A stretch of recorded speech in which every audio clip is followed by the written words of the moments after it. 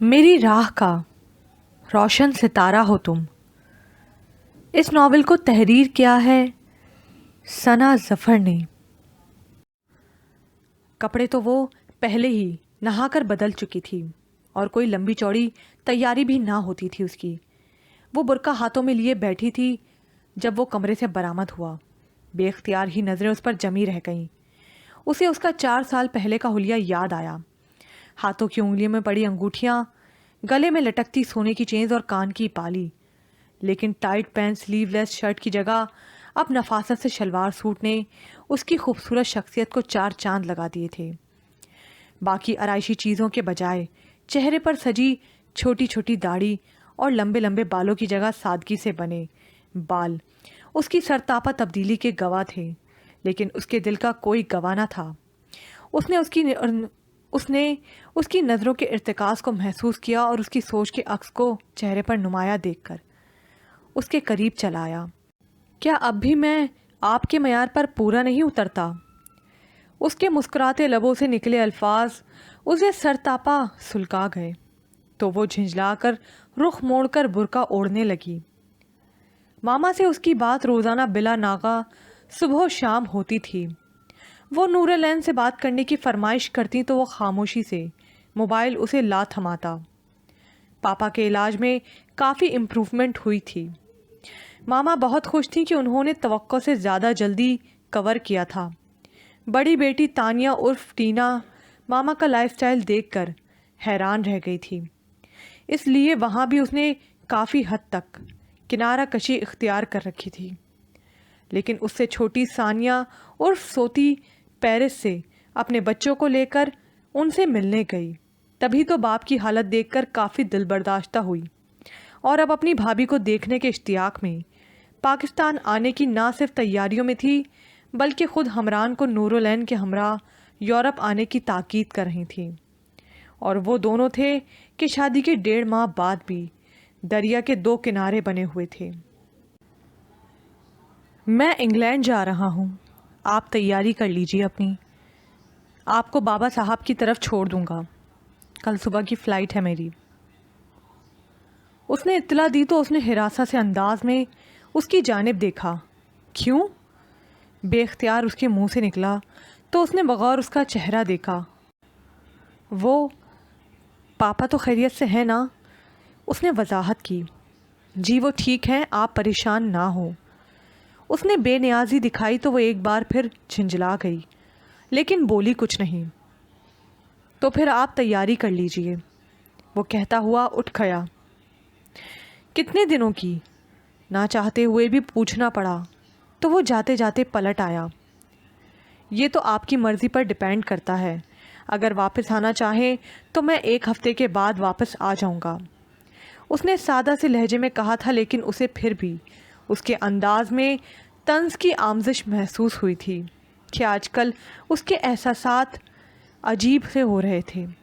न जाने क्यों उसकी लाताल्लुकी और बेनियाज़ी खलने लगी थी।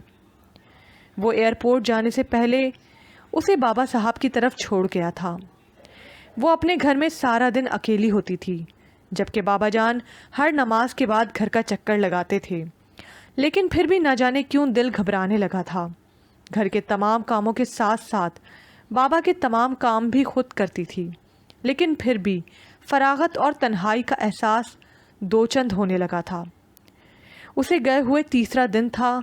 बाबा को अपने खैरियत से पहुंचने की इत्तला दी थी उसने, लेकिन उससे बात ना हुई थी।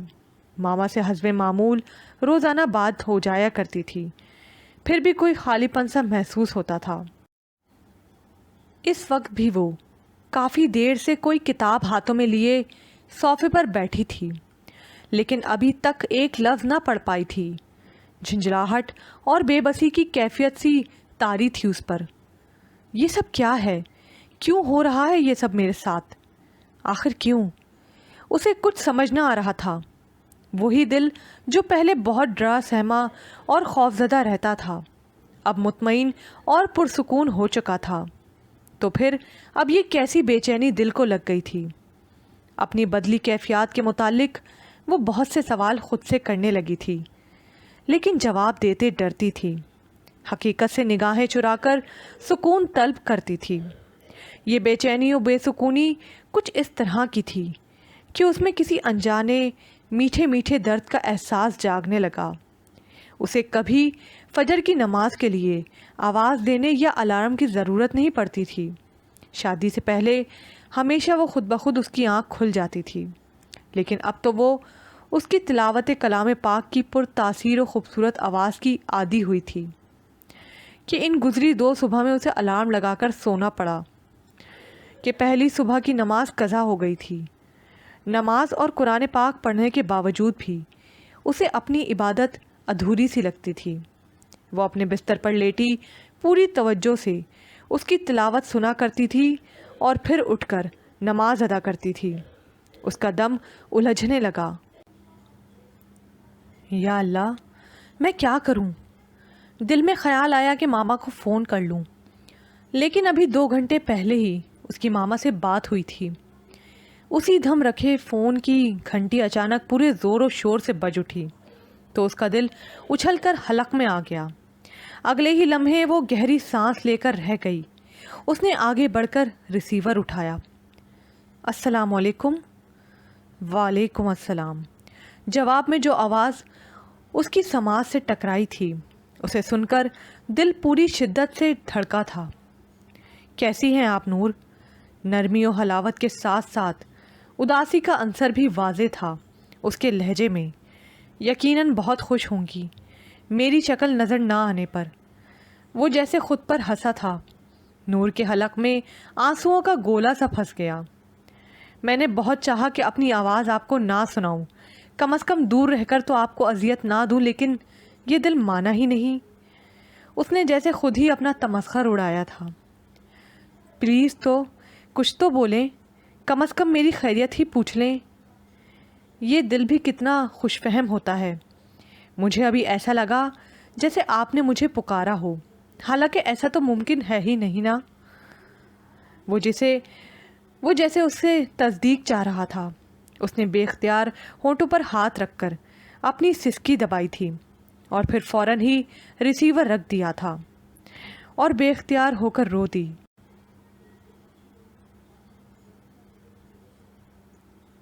اسے حسب وعدہ پورے 1 ہفتے بعد لوٹ آنا تھا اور آج اسے گئے پورے 7 دن ہو گئے تھے۔ وہ اپنی تیاری مکمل کیے بیٹھی تھی۔ لگتا ہے ہماری بیٹی کا دل نہیں لگا بابا کے گھر آ کر، انہوں نے مسکرا کر کہا تو وہ جھینپ گئی۔ سدا خوش و آباد رہو۔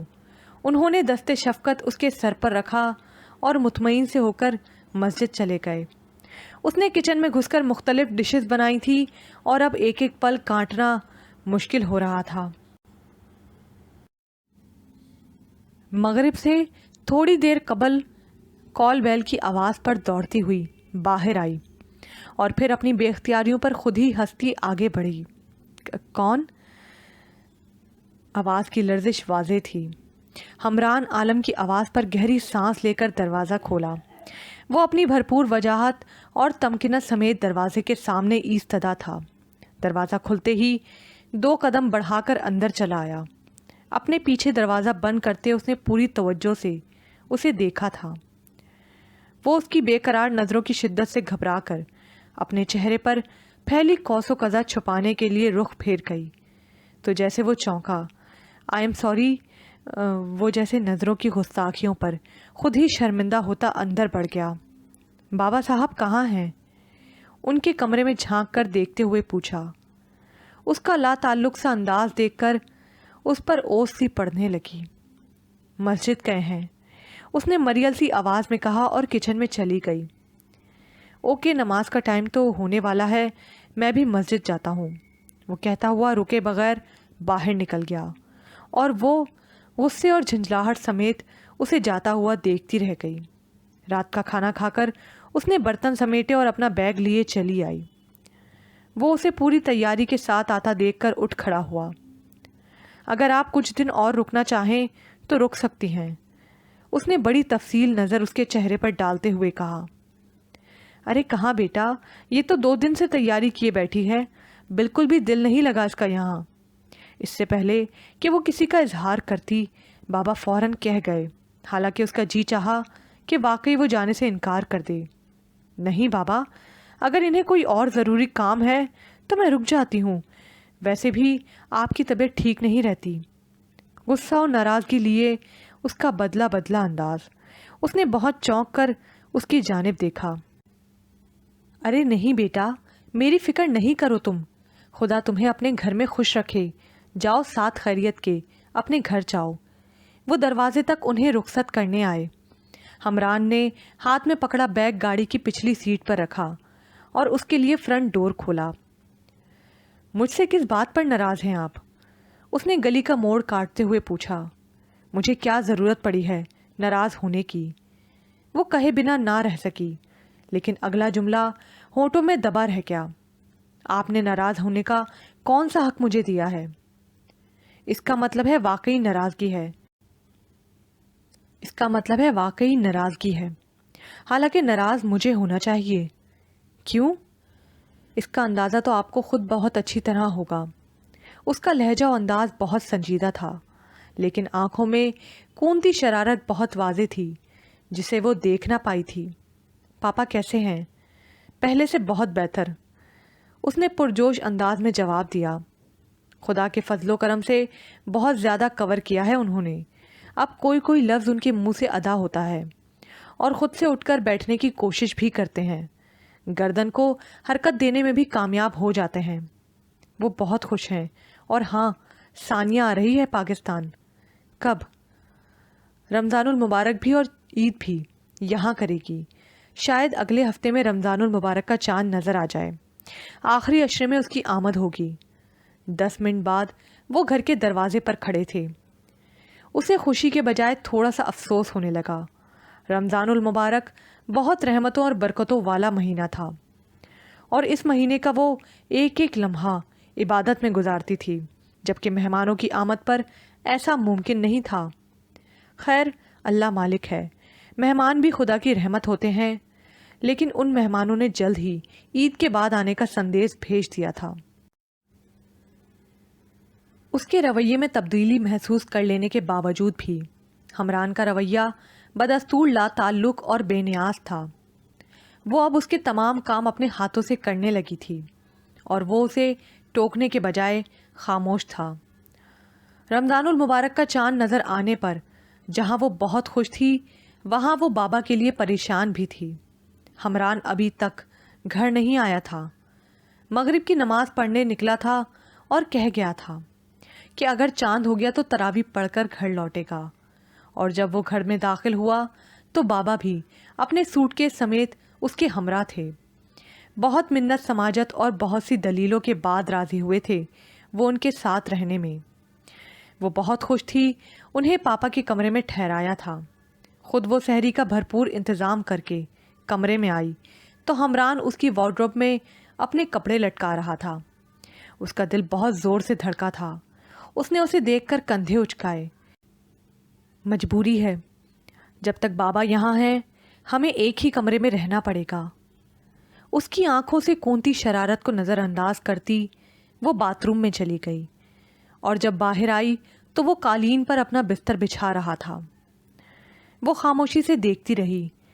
کوشش کروں گا کہ آپ کو میری وجہ سے کوئی تکلیف نہ ہو، بے فکر ہو کر سو جائیے، صبح جلدی اٹھنا ہے۔ آپ بستر پر لیٹ جائیے، میں یہاں سو جاؤں گی۔ وہ چونک کر مڑا، پھر بے اختیار مسکراہٹ اس کے لبوں کو چھو گئی۔ وہ ہاتھوں کو مسلتی بڑی بے چین لگ رہی تھی۔ اگر آپ چاہیں تو یہ بستر ایک بھی ہو سکتا ہے۔ میرا مطلب ہے یہ بیڈ اتنا بڑا ہے کہ 2 افراد بآسانی اس پر سو سکتے ہیں۔ وہ شرم سے رخ موڑ گئی، اور وہ اس کے انداز کو نوٹ کیے بغیر لب بھیج گیا، اور پھر اپنے بستر پر دراز ہو کر چند لمحوں بعد ہی غافل ہو گیا تھا۔ وہ تو ساری رات جاگتی رہی تھی۔ برسوں جس لمس کا احساس اس کے وجود میں انگارے بھرتا رہا تھا، شعلوں کی لپیٹ میں دہکتے ہوئے وجود میں اب میٹھی میٹھی سی کھنک بیدار ہونے لگی تھی۔ وہی جسم کی جس کی طلب میں وہ اسے برباد کر دینا چاہتا تھا، اب اس پر پورا استحقاق رکھتے ہوئے بھی اس سے غافل پڑا تھا۔ اگلی رات وہ اس سے پہلے قالین پر بستر بچھائے لیٹ کر سوتی بن گئی۔ وہ کمرے میں آیا تو وہ اسے اس طرح دیکھ کر ٹھٹک گیا۔ وہ گہری سانس لیتا بیڈ پر بازو پھیلا کر چت لیٹ گیا۔ مجھے معاف کر دینا نور، میں تم سے تمہاری تبدیلی سے، تمہارے جذبوں سے بے خبر نہیں ہوں، لیکن ابھی میں خود کو آزماؤں گا، آخری حد تک، بالکل آخری حد تک۔ اور پھر انہیں 5 راتیں ہو گئی تھیں، ایک کمرے میں 7 رہتے، لیکن اگر اس نے نور کو بے چین پایا تھا تو خود کو پرسکون، اور ابھی اسے مزید اپنی آزمائش مقصود تھی۔ وہ کمرے میں آئی تو وہ پہلے سے کمرے میں موجود تھا۔ وہ زمینی بستر پر لیٹنے لگی تو وہ جو بیڈ پر دراز آنکھوں پر بازو رکھے چت لیٹا تھا اسے پکار بیٹھا، نور۔ بے تاثر لہجہ اسے اپنی جانب متوجہ کر گیا۔ جی، یہاں آؤ۔ وہ چت لیٹا تھا اس کی فرمائش پر، جہاں دل پوری شدت سے دھڑکا تھا وہاں اسے اپنی ٹانگوں سے جان نکلتی ہوئی محسوس ہوئی۔ وہ متوجب سی بیٹھی تھی، وہ خود بھی اٹھ بیٹھا۔ یہاں آؤ گی یا میں خود وہاں آ جاؤں؟ وہ بامشکل اٹھی تھی۔ 100 کلومیٹر فی سیکنڈ کی رفتار سے بھاگے دل کو قابو کرتے وہ بیڈ کے دوسری طرف کنارے پر بیٹھ گئی۔ لرزتی پلکیں گالوں پر سایہ فگن تھیں، گالوں پر دوڑتی سرخی اندرونی حالت کی غماز تھی۔ اس نے اس کی تمام خوبصورتیوں سے نظر چرا کر اپنی بے حسی کا ثبوت دیا۔ میں نے تم سے پہلے بھی کہا تھا کہ اب میں اتنا کمزور نہیں، جب تک تمہاری مرضی اور خوشی شامل نہ ہوگی میں تمہیں ہاتھ نہیں لگاؤں گا۔ میرا اعتبار کرو اور بے فکر ہو کر یہاں سو جاؤ۔ وہ کہہ کر خود دوسری طرف کروٹ لے کر لیٹ گیا۔ اس نے بہت شکوہ کنہ نگاہوں سے اس لمبے چوڑے وجود کو دیکھا۔ میں بھی دیکھتی ہوں حمران عالم کہ آخر کتنے مضبوط ہو تم۔ وہ اپنے آنسوؤں پر بند باندھتی بیٹھ کے دوسرے کنارے پر سکر سمٹ کر لیٹ گئی کہ اس کی شرم و حیا اسے کسی بھی پیش قدمی سے روکتی تھی، اور پھر گزری راتیں اس کی مضبوطی کی گواہ تھیں۔ وہ اس کے پہلو میں بہت پرسکون اور بے فکری نیند سوتا تھا، لیکن اس کا ضمیر اسے کچوکے لگائے رکھتا تھا۔ نورالعین، تیرا خدا تجھے کبھی معاف نہیں کرے گا۔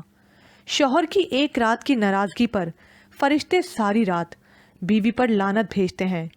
مومن شوہر کی ناراضگی سے تو عبادت بھی قبول نہیں ہوتی، اور تو ہے کہ اس رحمتوں اور برکتوں والے مہینے میں لعنتیں سمیٹ رہی ہے۔ کیسی بد نصیب عورت ہے تو کہ تیرا شوہر تیری طرف سے کروٹ لے کر سوتا ہے۔ تیرے بدصورت رویے کی وجہ سے حلال ہوتے ہوئے بھی اس نے تجھے خود پر حرام کر رکھا ہے۔ اگر تو خدا کی رحمتوں کی طلبگار ہے تو اسے منا لے نورالعین، منا لے کہ اگر اس کی وجہ سے خدا تجھ سے ناراض ہو گیا تو منانا بہت مشکل ہو جائے گا۔ اس کی آنکھوں سے آنسو بہہ نکلے۔ اس نے سوتے میں کروٹ بدلی تھی، خوبصورت نقوش سے سجا اس کا چہرہ اس کی نظروں کے سامنے آ گیا۔ وہ اسے نگاہوں کے ذریعے دل میں اتارتی بالکل بے حس و حرکت پڑی رہ گئی۔ اسی جنگ و ضبط میں آخری عشرہ شروع ہونے والا تھا۔ بابا صاحب ہر سال اعتکاف پر بیٹھتے تھے، لیکن جب سے اماں الجہان فانی سے کوچ کر گئی تھیں اور وہ گھر میں اکیلی رہ گئی تھی، اس لیے وہ گھر میں طاق راتیں عبادت کرتے گزارتے تھے۔ اس سال وہ بہت خوش تھے کہ وہ اپنی تمام ذمہ داریوں سے بری الذمہ ہو چکے تھے، اور وہ اعتکاف پر بیٹھنے کا پکا ارادہ رکھتے تھے، جبکہ حمران، جو کہ ہر سال یہ سعادت حاصل کرتا تھا، اس سال اس سے محروم ہونے کے باوجود بھی مطمئن تھا۔ کل 20واں روزہ تھا اور بابا کو کل چلے جانا تھا، تو کیا ایک بار پھر جدائی کی ساعتیں قریب آ گئی تھیں۔ وہ بے قرار ہو گئی۔ وہ ایک کنارے پر ٹکی تھی، جبکہ اس کا لمبا چوڑا وجود پورے بیڈ پر تھا۔ اس نے ہمت کر کے کروٹ لی تھی۔ اس کا ایک ہاتھ سینے پر اور دوسرا تکیے پر رکھا تھا۔ اس نے دھیرے سے اس کے ہاتھ کو چھوا اور اپنا ہاتھ اس کے ہاتھ پر جما دیا۔ کیا سکون اور کیف آگہی سرور اترا تھا وجود میں۔ ذرا سی ہمت کر کے اس نے اپنا رخسار اس کے ہاتھ پر اور اپنا سر برہنہ بازو پر رکھ کر کئی لمحے اسے دیکھے گئی۔ بے قرار دھڑکنوں کو قرار نصیب ہوا تو اسے پتہ بھی نہ چلا وہ کب نیند کی وادیوں میں اتر گئی تھی۔ ہاتھ پر نرم گم کسی لمس کے احساس سے اس کی آنکھ کھلی تھی۔ صورتحال واضح ہوتے ہی وہ دم سادے لیٹا رہ گیا۔ دھڑکنوں میں ایک ہیجان برپا ہوا تھا۔ اس نے لب دانتوں تلے دبا لیے۔ شاید اس کی آزمائش کی آخری حد شروع ہو چکی تھی۔ نیم تاریکی میں اس کا نازک وجود اس کی دسترس میں تھا۔ اس نے نظر اٹھا کر اس کے چہرے کی جانب دیکھا تو کسی نورانی حصار نے اس کے چاروں طرف روشنی سے بکھیر دی۔ وہ بے خود سا اسے دیکھے گیا۔ اسے یاد آیا کہ جب وہ اسے اغوا کر کے لایا تھا اس کی نظروں اور اس کے چہرے کے درمیان کوئی پردہ سا تن گیا تھا کہ جس سے وہ اس کے قریب نہ آ سکا تھا، اور آج نیم تاریکی میں بھی اس کا پورا وجود روشن تھا اور چہرے کے ساتھ ساتھ جسم کے بھی تمام خال و خد بہت واضح ہو کر اس کی طلب کو بڑھا رہے تھے۔ لیکن وہ ساکت و سامت لیٹا رہا یہاں تک کہ مسجد میں سحری شروع ہونے کے اعلان ہونے لگے۔ نور، اٹھ جاؤ، سحری کا وقت ہو گیا ہے۔ اس نے اسے پکارا سوائے اس ہاتھ کے جو اس کے حسین و دل فریب مکھڑے کے نیچے تھا۔ اس دوسرے ہاتھ سے اسے چھونے کی کوشش تک نہ کی تھی۔ اس نے پٹ سے آنکھیں کھول دیں۔ اسے جاگتے دیکھ کر جلدی سے اپنا چہرہ اس کے ہاتھ سے اٹھایا تو وہ اس سے پہلے بستر سے اٹھ گیا، اور وہ حیرت و شرمندگی اور دکھ کے احساسات میں گھری اپنے مجازی خدا اور حقیقی خدا کی ناراضی کا منظر دیکھتی رہ۔ آخری عشرے کی تاک راتوں میں اس نے رو رو کر گڑ گڑا کر اپنے خدا سے معافی مانگی تھی، لیکن اپنے مزاجی خدا سے وہ دل میں ناراض سی رہنے لگی تھی جو ایک بار اسے پھر تنہا کر گیا تھا۔ دل پر بوجھ بڑھ گیا تھا۔ اسے اپنی تمام عبادتیں ضائع ہوتی ہوئی محسوس ہوئی تھیں۔ کس سے دل کا حال کہے؟ بہنیں ایسی بے مروت نکلی کہ شادی کے بعد پلٹ کر نہ دیکھا تھا۔ فون پر ہی بات ہو جاتی تھی۔ ایک کراچی میں تو دوسری کوئٹہ میں مقیم تھی۔ اپنے اپنے بچوں اور ان کے مسائل میں الجھی وہ اس کا بوجھ کیا بٹا سکتی تھیں۔ عید پر آنے کا کہہ رہی تھیں اور عید کا چاند آج کل میں نظر آنے والا تھا۔ وہ بابا کے گھر کی صفائی بھی کر آئی تھی اور اپنے گھر کی تفصیلی صفائی بھی کر چکی تھی۔ اسے گھر کی تنہائی کاٹ کھانے کو دوڑنے لگی۔ وہ صبح کا گیا اب تک واپس نہ آیا تھا۔ دوسرے گھروں میں 29ویں روزے کی رونقیں عروج پر تھی۔ جہاں رمضان المبارک کے رخصت دلوں کو اداس کیے ہوئے تھی، وہیں عید کی خوشیاں در و بام کو سجائے ہوئے تھی، اور ایک وہ تھی بالکل تنہا اور اداس۔ بے اختیار اس کے آنسو بہہ نکلے اور وہ بے اختیار ہو کر روتی چلی گئی۔ وہ اپنے شغل میں اس قدر مہو تھی کہ اسے حمران کے اندر چلے آنے کا بھی احساس نہ ہوا۔ نور، کیا ہوا؟ خیریت تو ہے؟ کیوں رو رہی ہیں آپ؟ اس کی حیران پریشان آواز اس کے کانوں سے ٹکرائی تو وہ چونکنے کے بجائے اسے مزید رونا آنے لگا۔ وہ اس کی پرواہ کیے بغیر دھواں دار روتی چلی گئی۔ وہ پریشان سا اس کی جانب دیکھے گیا۔ پلیز نور، بتائیں کیا ہوا ہے؟ اس طرح مت روئیں پلیز۔ کچھ نہیں ہوا مجھے، جائیں آپ یہاں سے، اس نے روتے روتے قدرے ناراضی اور جھنجھلاہٹ لیے ہوئے لہجے میں کہا۔ اس کا لہجہ و انداز دیکھ کر اس کے ہونٹوں پر مسکراہٹ رینگ گئی، لیکن خاموشی سے اسے دیکھے گیا۔ اس کے اس طرح دیکھنے پر وہ ایک جھٹکے سے اٹھ کھڑی ہوئی، اپنے کمرے میں جانا چاہا، لیکن وہ لاؤنج کے دروازے کے بیچوں بیچ ایستادہ اسے دیکھ رہا تھا۔ ہٹیں آگے سے۔ کیوں؟ مجھے اپنے کمرے میں جانا ہے۔ اس کا لہجہ بہت ناراض تھا۔ رونے کی وجہ بتائے بغیر نہیں جا سکتی آپ۔ کوئی زبردستی ہے؟ جی، زبردستی ہے۔ اس کی شوخ مسکراہٹ اسے نروس کرنے لگی۔ لیکن آپ تو زبردستی کے قائل نہیں، وہ جھینپتے ہوئے لہجے میں طنز کر گئی۔ تو وہ کہکا لگا کر ہنس دیا۔ روزے کی حالت میں خود پر ایسا ظلم کرنا کہاں کی عقل مندی ہے؟ آپ کو اس سے کیا؟ آپ کو کیوں پرواہ ہونے لگی میری؟ مجھے ہی تو آپ کی پرواہ کرنا ہے ڈیئر۔ بائی دا وے، اس تبدیلی کی وجہ پوچھ سکتی ہوں؟ اس نے جھینپتے ہوئے کہا۔ وجہ بھی بتائیں گے، آؤ پہلے افطاری کر لیں۔ وہ اس کا ہاتھ تھام کر کچن میں لے آیا تو وہ ایک ٹرانس کی حالت میں اس کے ساتھ کھچی چلی آئی۔ اس وقت افطاری کا سائرن بجا اور ساتھ ہی مسجد میں روزہ کھلنے کی دعا پڑھی جانے لگی۔ دعا کرو نورالعین کہ خدا ہمارے دلوں میں موجود ہماری محبتوں کو تاابد قائم رکھے۔ اس نے کھجور کا ٹکڑا توڑ کر اس کے منہ میں رکھا تو وہ چونکی، آدھا ٹکڑا اپنے منہ میں رکھا اور اس کا ہاتھ تھام کر اپنے بیڈ روم میں مغرب کی طرف کھلنے والی کھڑکی میں آن کھڑا ہوا، دور آسمان کی وسعتوں میں جھانکتے چاند تلاش کیا۔ دعا کرو نور کہ آج چاند نظر آ جائے۔